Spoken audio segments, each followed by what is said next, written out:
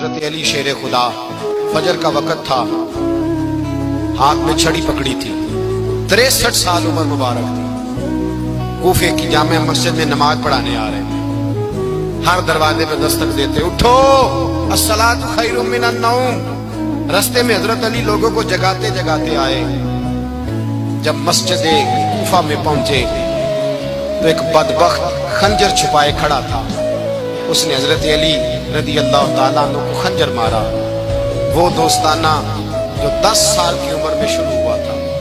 جب شیر خدا کو خنجر لگا تو پتہ لفظ کیا تھے؟ فزت برب الکعبہ، لوگوں رب کعبہ کی قسم میں کامیاب ہو گیا، میری زندگی دین کے کام آ، میں کامیاب ہو گیا۔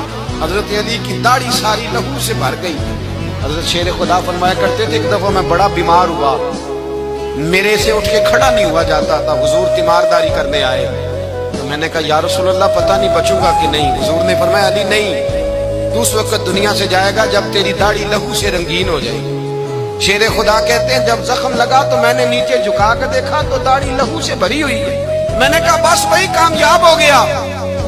جامع مسجد کوفہ میں مولا علی نے سر سجدے میں رکھا، اور اسلام کی تاریخ کا وہ شخص جس شخص نے اپنی بچپن سے لے کر جوانی، جوانی سے لے کر بڑھاپا، اور جاتے جاتے امام حسن اور حسین کو قریب بلایا اور وصیت کر گئے، بیٹا جینا اسی کا ہے جو دین کے لیے جیے، بیٹا مرنا اسی کا ہے جو دین کے لیے مرے، جس دھج سے کوئی مقتل میں گیا وہ شان سلامت رہتی ہے، یہ جان تو آنی جانی ہے، اس جان کی کوئی بات نہیں۔